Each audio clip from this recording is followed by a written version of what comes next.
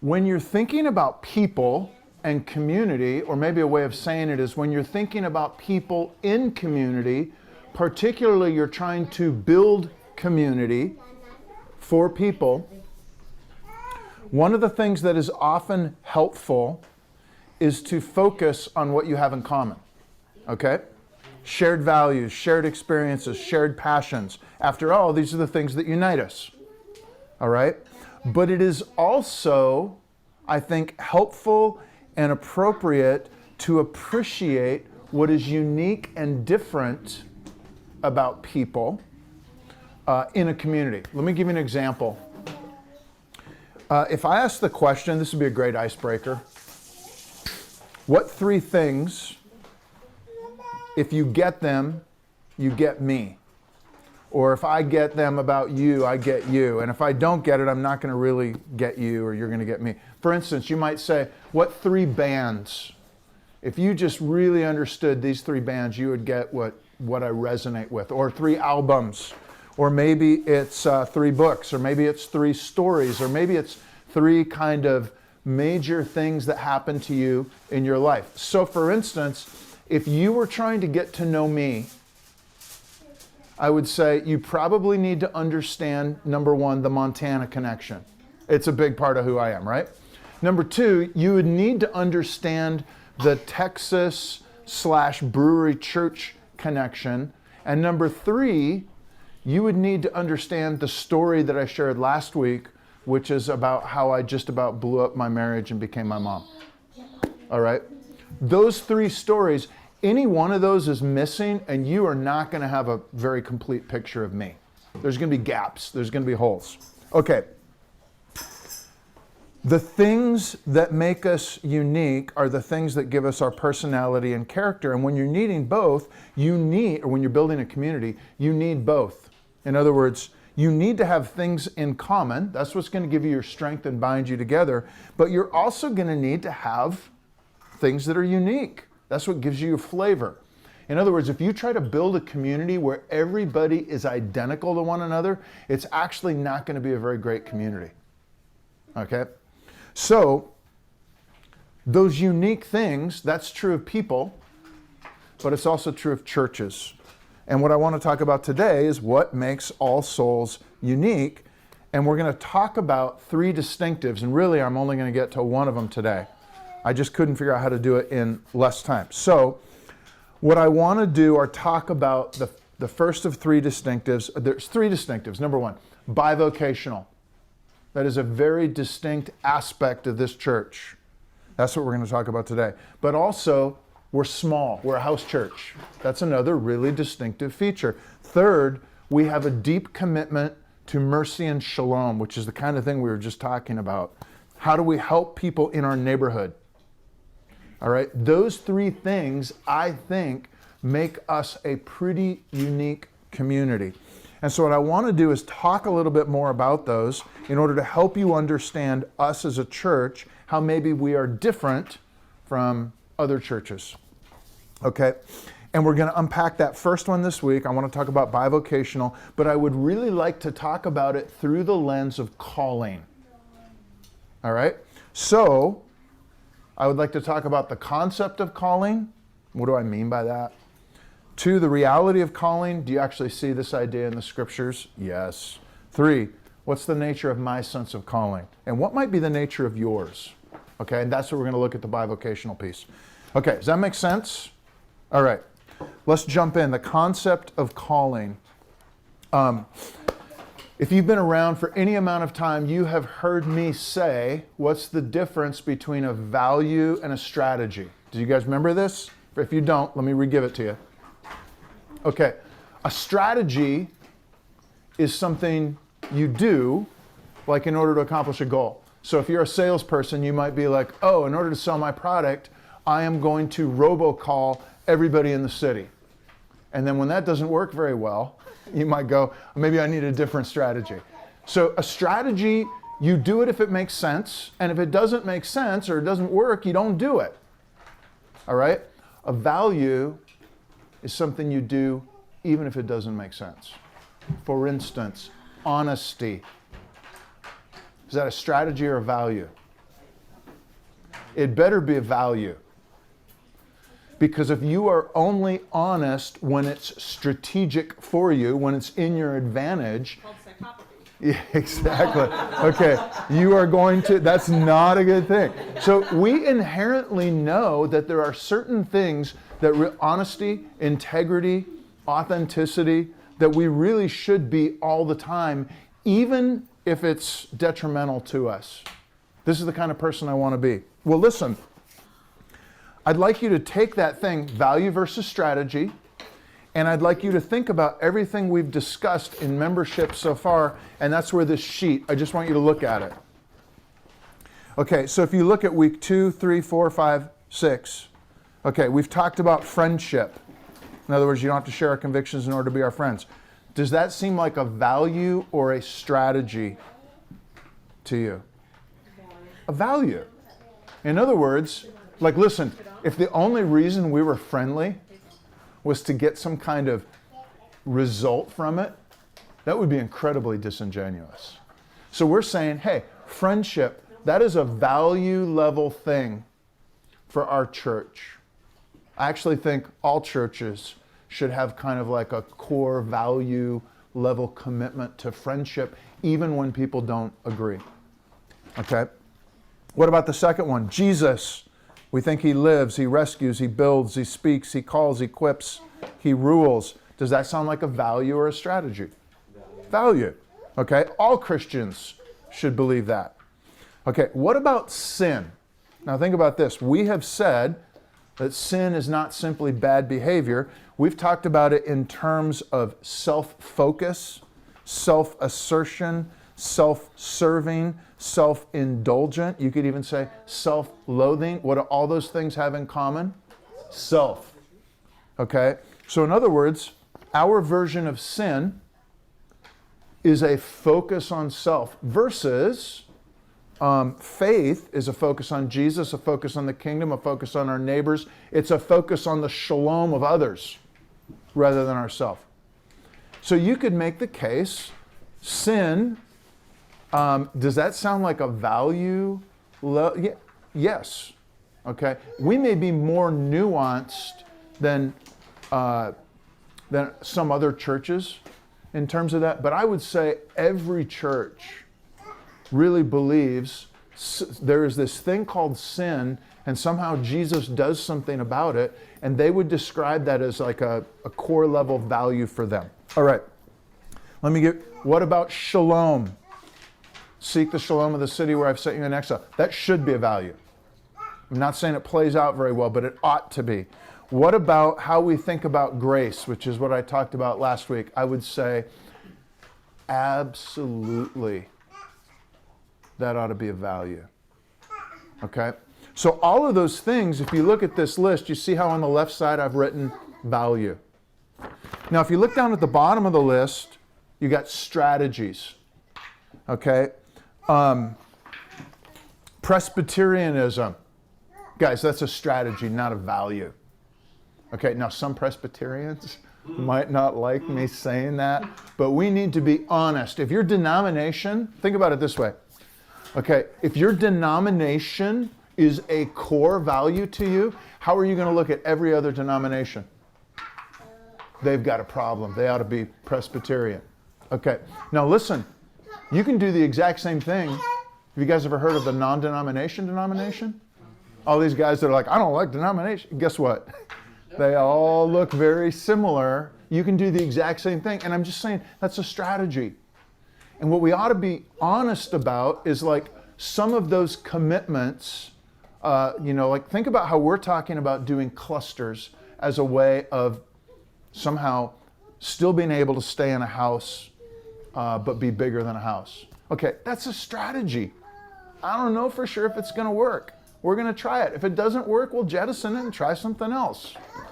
But the point is, it's very helpful to know what's a strategy and what's a value. Because strategies, you need to be willing to change. Values are something you're like, we're going to do it even if it doesn't work. Okay? And we actually think all churches should kind of do these values things. It's kind of universal. All right, now listen. What about those distinctives? Bivocational, house church, seek the shalom of the city.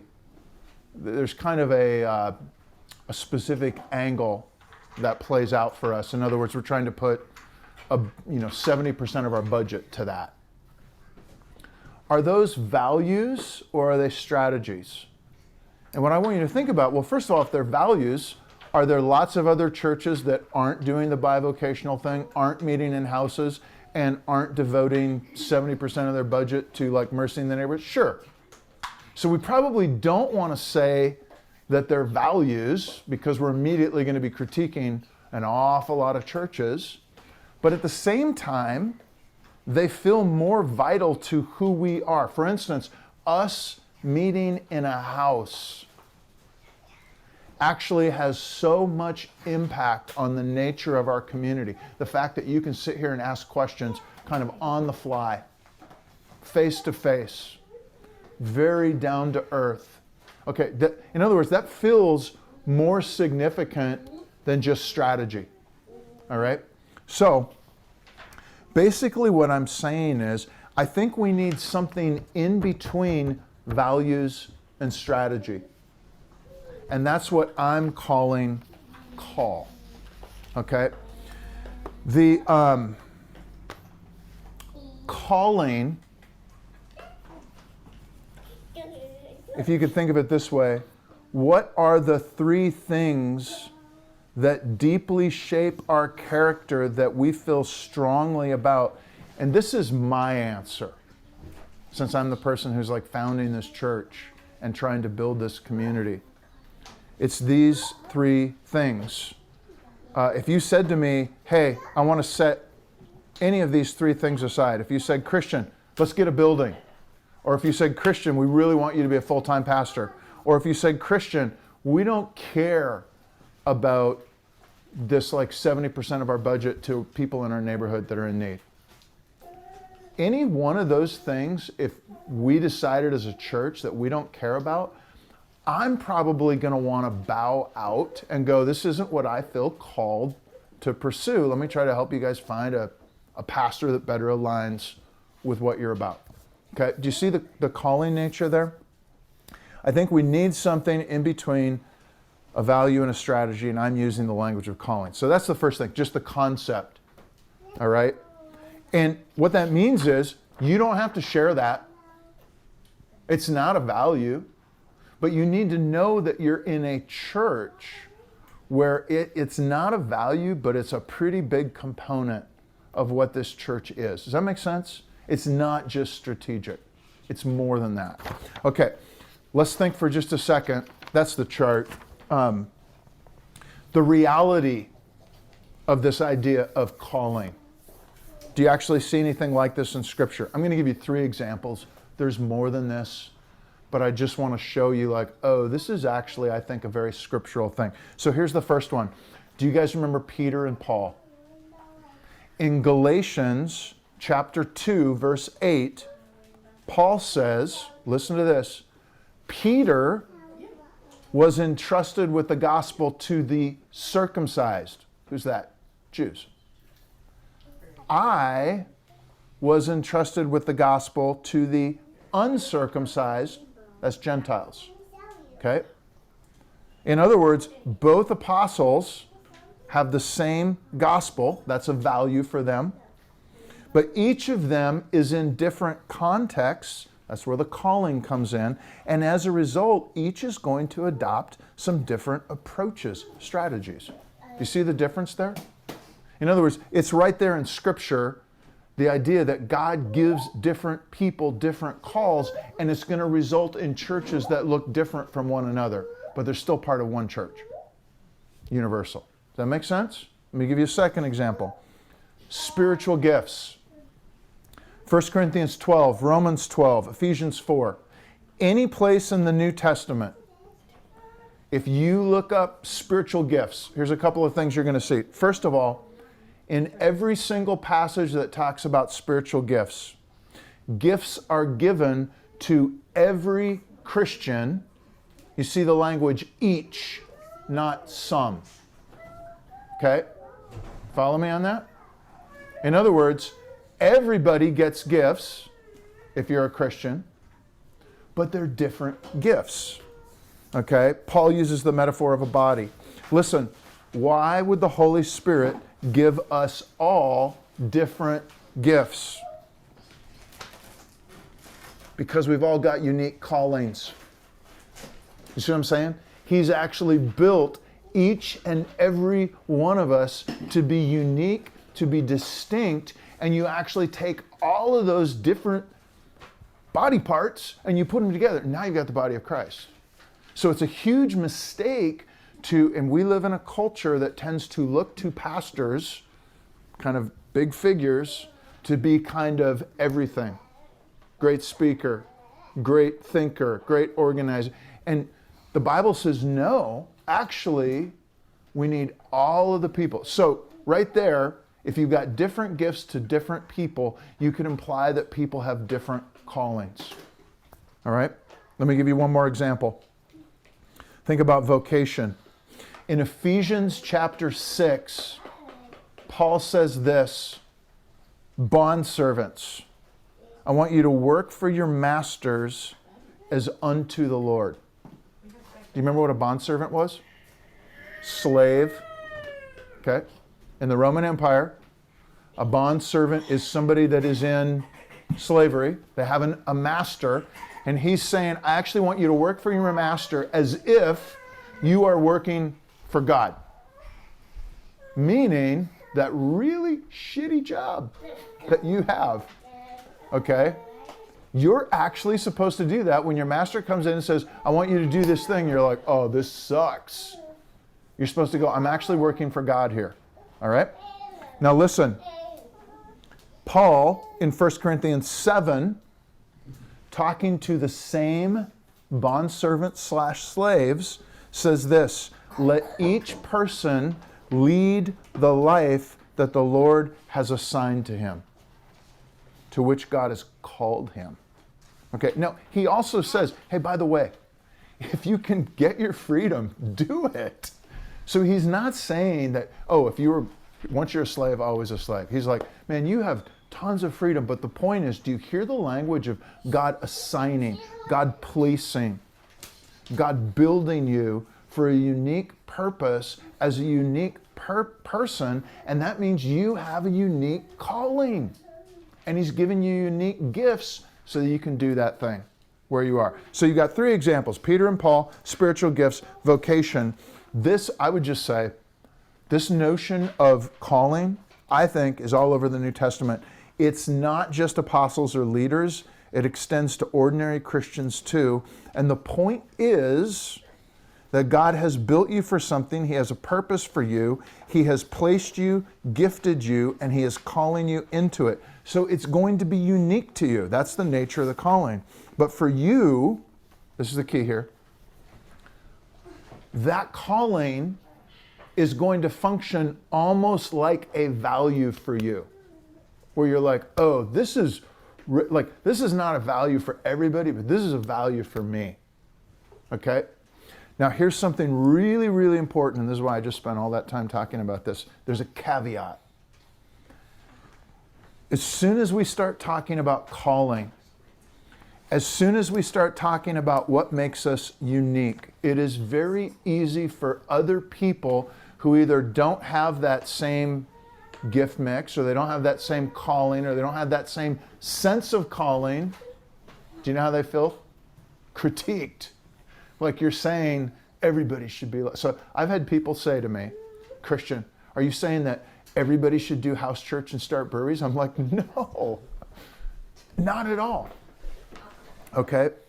But it's important to know that when we talk about things that make us distinct, it might be very easy for somebody to hear us think that we're saying, this is what makes us great, this is what makes us special, everybody should be like this. And I'm not saying that. Okay? So we need a lot of humility. All right? We need a lot of charity. Okay? But we still do need to talk about the things that we think make us unique. All right? And please, just hear me.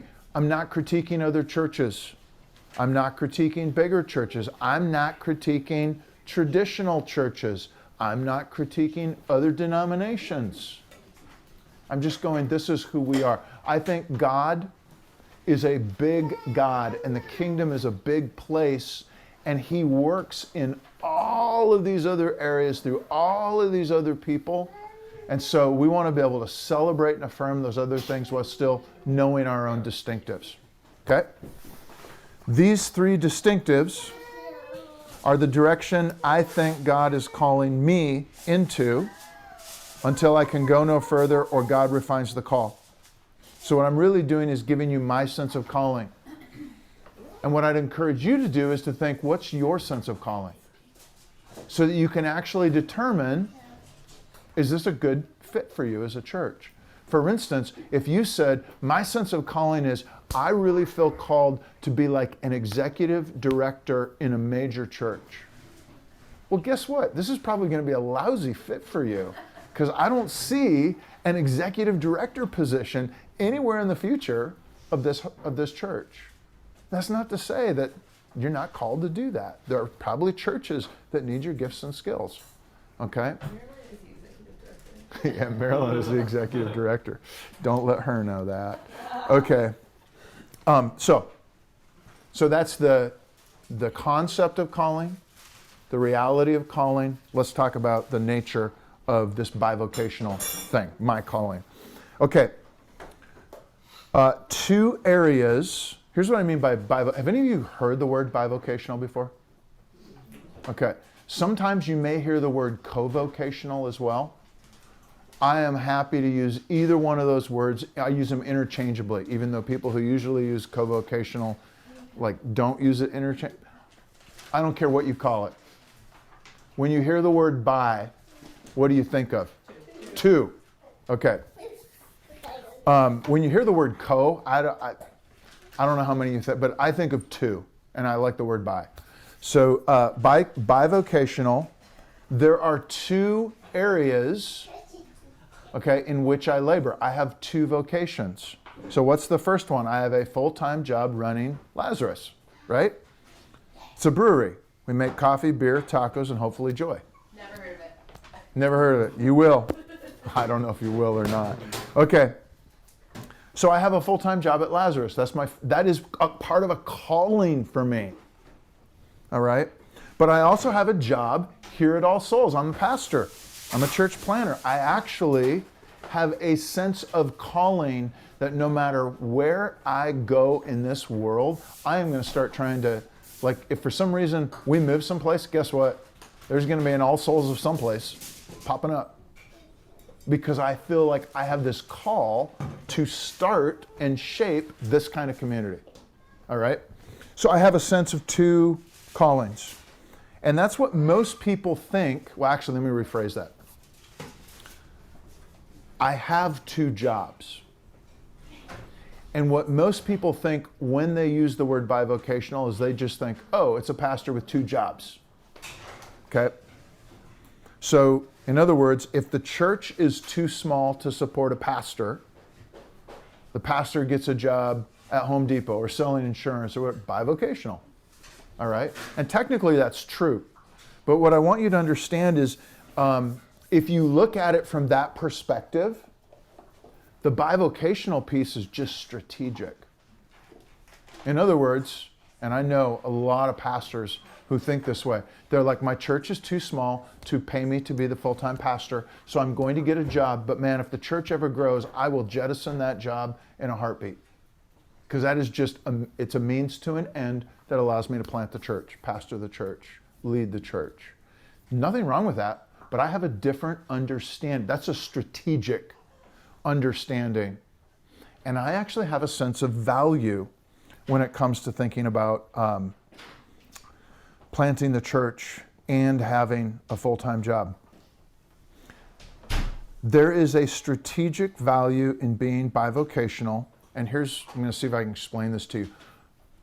I have a sense of calling into both of these areas, which means if the business said, hey, stop being a pastor, I'm not going to do it. And if the church said, stop running a business, I'm not going to do it. actually have a sense of calling into both of those things. Okay, and one of the things that does is each of those things depressurizes the other. Okay, let me explain what that means. When you start a church, there is a tremendous amount of financial pressure because how our church is going to pay for their pastor. And so what that means is that financial pressure, churches have got to what? Grow really fast to get enough people. So how do you grow?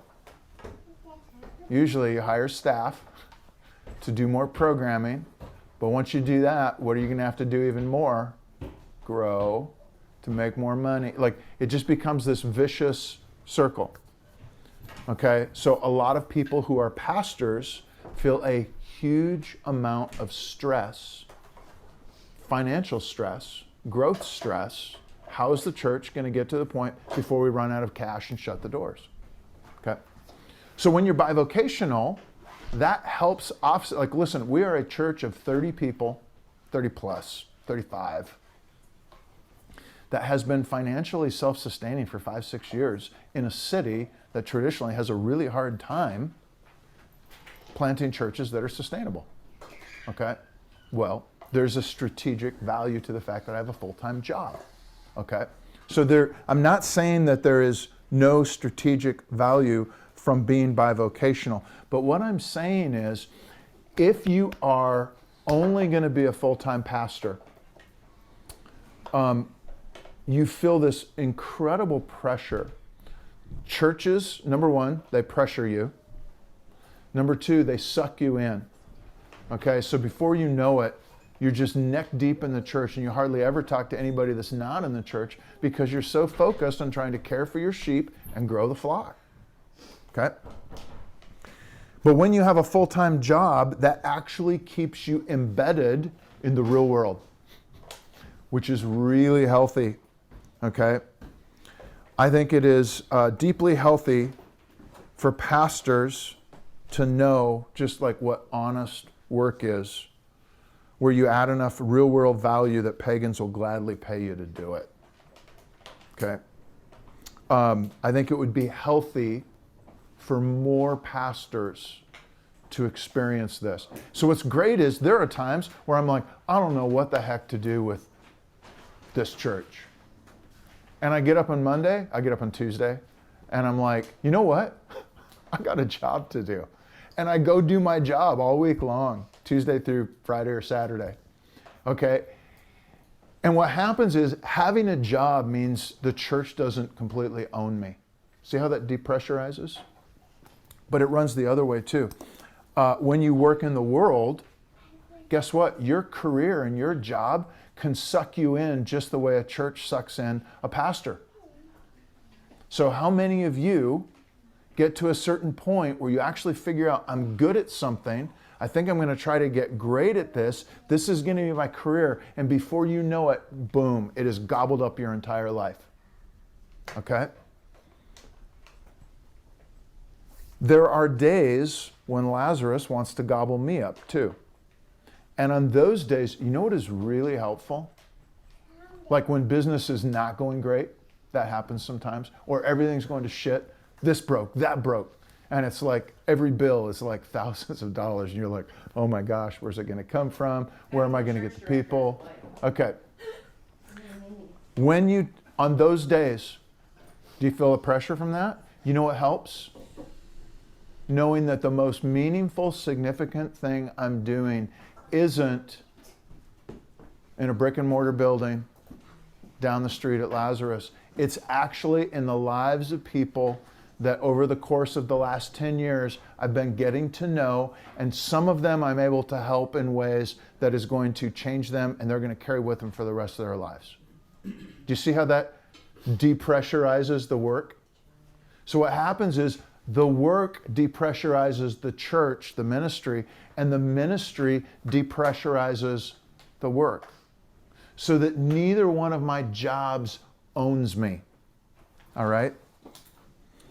Basically, for me, this bivocational thing is a calling into two different worlds of work. So I'm called into the world of ministry work, forming Christian community, wherever I am. But I'm also called into the work of day job work, making beer as unto the Lord. Okay? I like to joke, some of you heard me say this. The great thing about my two things is like when the church struggles, I can pray. And when the brewery struggles, I can drink. Wait, is that right? No. When the brewery struggles, I can pray. When the church struggles, I can drink. Anyway, okay. That's what happens for me saying something that's not in my notes. Both kinds of work are valuable, not just spiritual work. If you thought about this, do you realize Jesus spent half of his life learning a craft? He was a carpenter, which probably meant construction worker. You ever thought about that? He doesn't start his ministry until he's about the age of 30. So what did he do from ages 12 to 30? Worked, real life. Okay. So, what'd you say? And studied. Yeah, both of those things. Okay. Each vocation depressurizes the other and keeps the other from owning me. My day job gives me a way to manifest kingdom values out in the world. My Christian community job, I think, is better informed by all the people I hang out with who are real world sorts of people. Okay? Both jobs require me to learn how to work very differently with an emphasis on sustainability, and I'll talk about that a little bit later. The point is, this bivocational thing has been the best thing that's ever happened to me. Now listen, I think, this would be my premise, I actually think it'd be a really good thing for you guys as well. Okay? I think God calls every single one of you. Now listen, I can't prove this, but I think everything that's good for me, and I want to be clear here. I'm not saying that you need to go to seminary, okay, and become an ordained pastor and then like start your own business and do all of that. But what I'm saying is this concept of bivocational, I actually think that early Christians saw both their work, okay, and spiritual community as two domains they were called into, okay? And that's a bold statement. Do I have any evidence for that? Yes.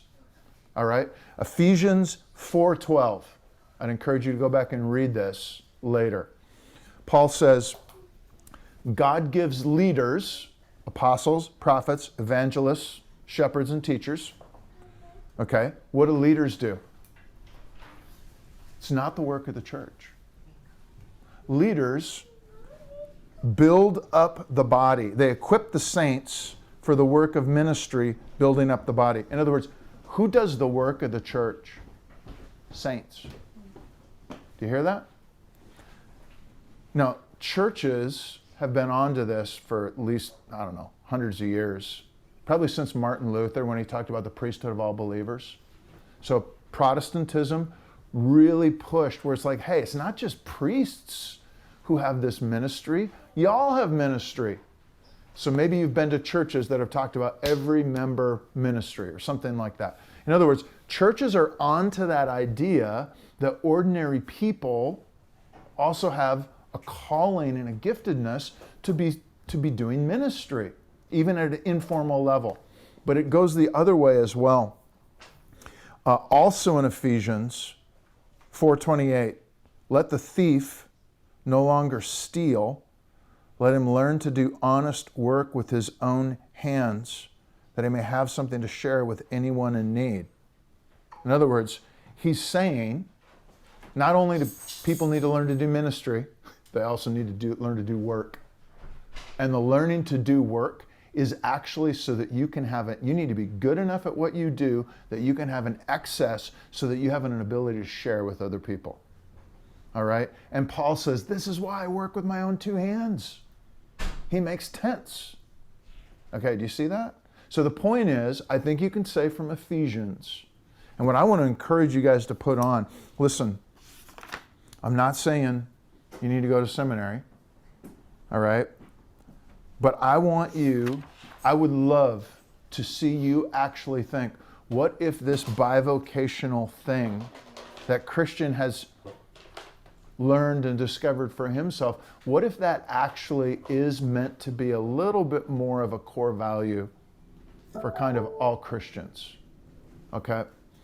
I also think it'd be really good for more pastors to be experiencing that. Okay. Any questions on what I've said so far?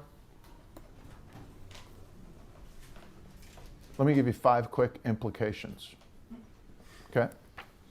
Gospel implications.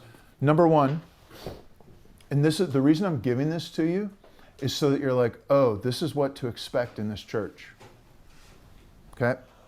Number 1, my life is very busy. 6 days a week on church and ministry. That means my life is like your life. I'll bet your lives are pretty busy too, right? That means I'm going to be really sympathetic with what I ask of your time. There is a reason why the one thing that we say, hey, we really want you to come to Sundays. If you can do more throughout the week, great. But guess what? I'm not going to do more throughout the week. Okay? So one of the things that happens with this bivocational thing, you can't do both things as if they're a 40 to 50 hour a week job. You will die. You will fry.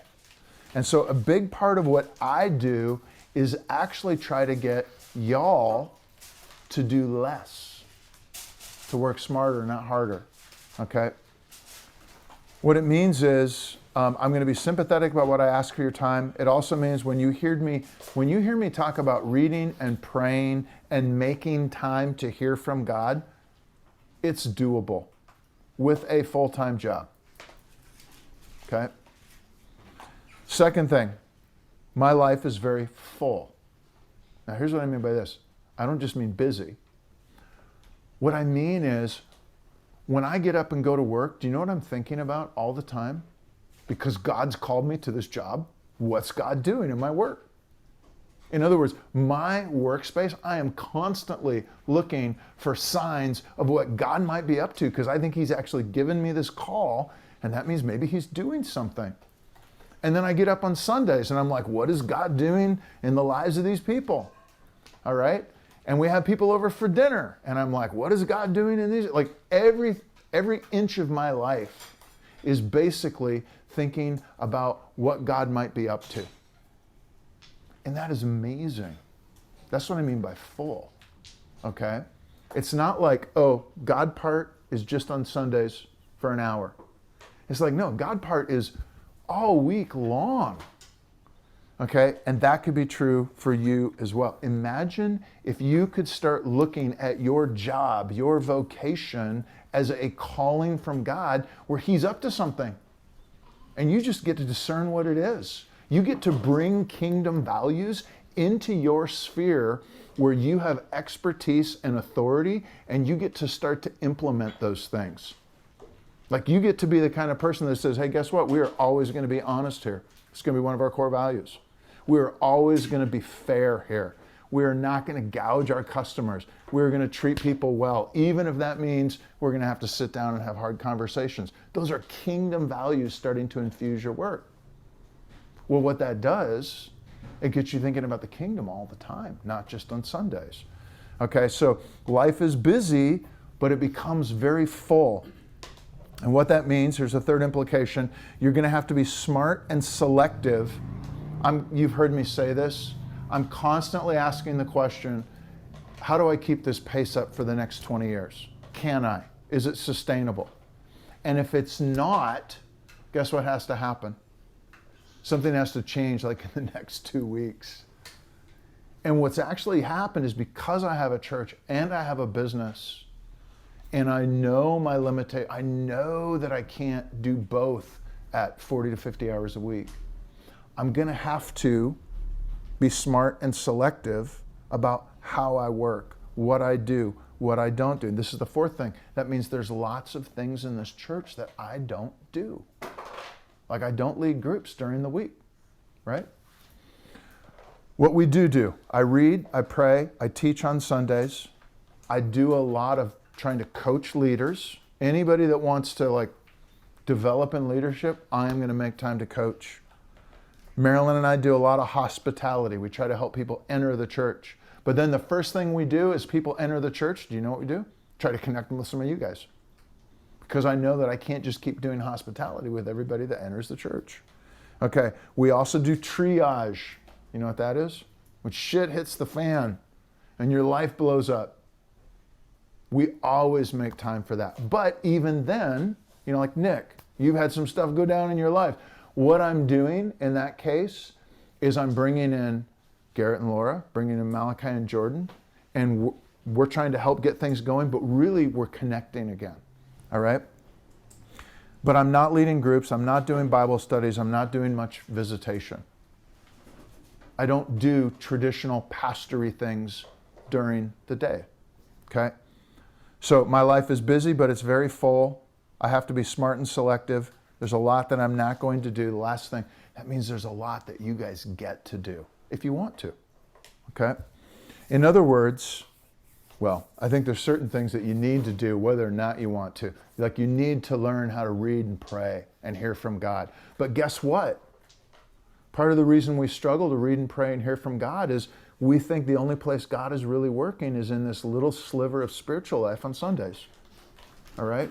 As opposed to when you start seeing your entire life full of God, you are going to start reading and praying differently because you're trying to figure out what the heck are you up to, God, in those places. Okay? So you need to learn to read and to pray and to hear and to obey and to respond. You need to practice hospitality. You need to be present. But there are all sorts of things where you've got complete freedom. So if you look around and say, like, Malachi and Jordan, why do you guys have a Bible study group? Because you wanted a Bible study group. I'm like, great, go for it. Okay? Olivia, you're working on starting a little prayer group. Great, go for it. I'll help, I'll coach, I'll do whatever I can, but I'm not going to do it. But what that means is, instead, in traditional churches, if you want to see something, you take an idea to the church, the leadership team mulls it over, and then they staff it. And you get programming. We don't do any of that here. You want to see it? Go ahead, create it. Okay? And I'll help you learn how to do it, but in a way that's not going to destroy you. You got to find a way to do it organically, where it gives life, not takes it. Okay, in a lot of ways, what we're doing at All Souls is really what I would call simple church. And it flows out of this fundamental understanding of bivocational. And what I'm saying is, you're in a church where I'm going to constantly, relentlessly be kind of gently encouraging all of you to start thinking this same way. If you're like, I am never going to think that way. Okay, totally fine. But you might get tired of hearing it after a while. And you just shouldn't be surprised by it. All right? That's what I've got. Let's pray, do the Lord's Supper, and then we can talk about this more over lunch. Okay?